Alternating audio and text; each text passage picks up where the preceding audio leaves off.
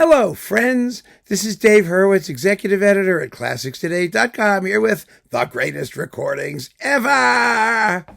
And today, we're talking about Florent Schmitt, La Tragédie de Salomé, and his Psalm 47 with Jean Martinon and the Orchestra de la O.R.T.F.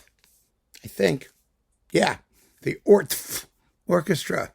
Orchestra Radio-Diffusion et Télévision Française, something like that. I don't care. The record is amazing. Now, I remember when I discovered this thing, actually, back in the day. There have always been a couple recordings floating around of the Tragedy of Salomé. Paul Perret did it, for example.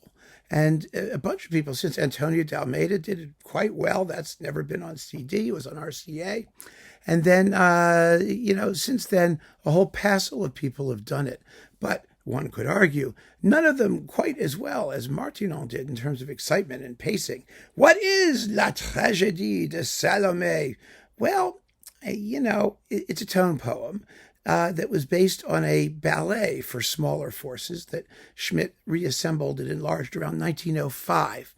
Now, Florent Schmitt, Schmitt, was a French composer, a really nasty person, apparently, anti-Semitic and all that stuff. And I know that there have been some controversies about just how loathsome he was, but, who cares? I don't bring that up to try and, dissuade you from listening to the music. I bring it up because it's always worth remembering that however vile a person is has nothing to do with how good their music may be. And so we have to get past it, as we've done with Wagner and many other, difficult types, shall we say. Anyway, he wrote the thing in 1905. He was a French composer of the Dandy School, the Vincent Dandy School, which means Wagnerian. That is, thick, chromatic, Germanic sort of harmonies and lots of notes. He was into lots and lots and lots of notes, and his music is fun. I mean, I enjoy his music very much. He lived quite a long life. He lived to be like in his 90s or something.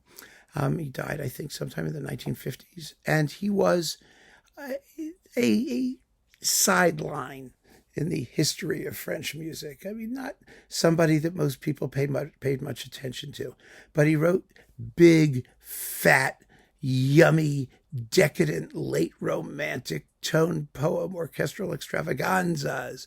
The Psalm 47 is just oh my goodness, it's for choir and soprano and big orchestra and an organ, and they all go. It's the clap your hands, tout ensemble, chanter la gloire de Dieu. It's phenomenal.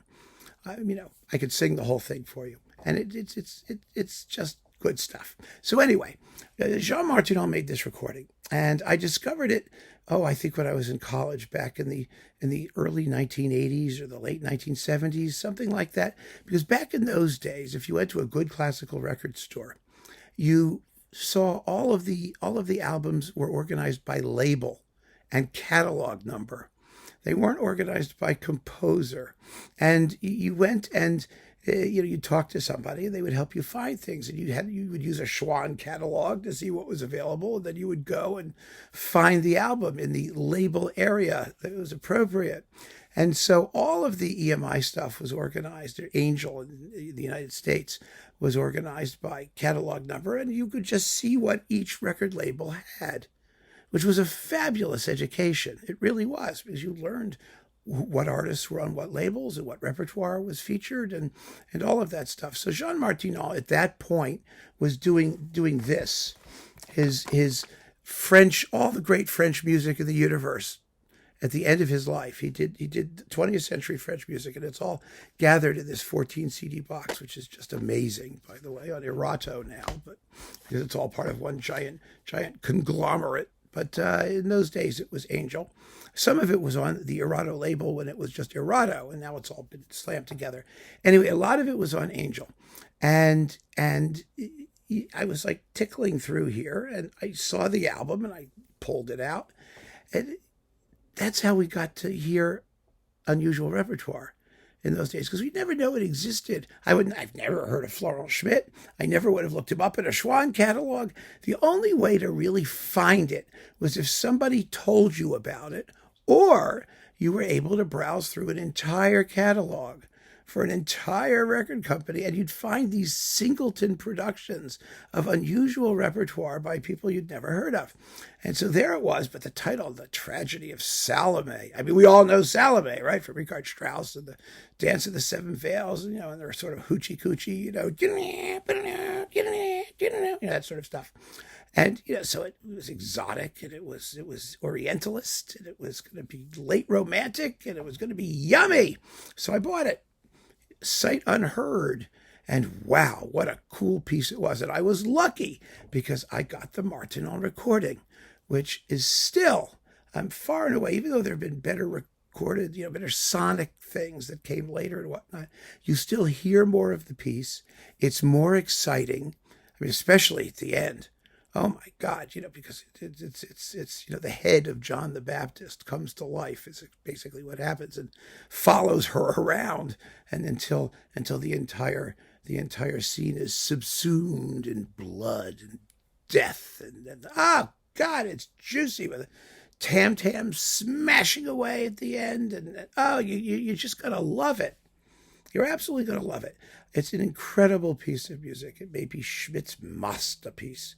Who knows? I mean, we haven't really heard everything that Schmitt wrote because he wrote a lot, but boy, is it a trip. And the Psalm 47, by the way, if you're into crazy, screaming, sacred things like along the lines of, say, Janáček's Glagolitic Mass or Poulenc's Gloria or things like that, oh, you're going to love that too.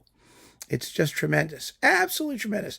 And this recording, which went out of print, of course, within 15 minutes, I was lucky. I found it while it existed, and then disappeared forever for the longest time. And then on CD, it turned up on like Japanese EMI coupled to Debussy's Kama and some other things. I mean, it came and went and came and went, and nobody noticed. And it was so strange the way these things happened, back in the day.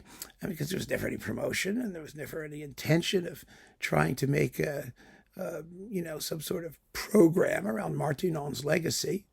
In those days, you just had to know about it. And I knew. I felt very good that I knew. I told all my friends, but they couldn't hear it because they couldn't find it. It was terrible. So if you can get it now, here it is. Florent Schmitt, The Tragedy of Salomé with Jean Martinon.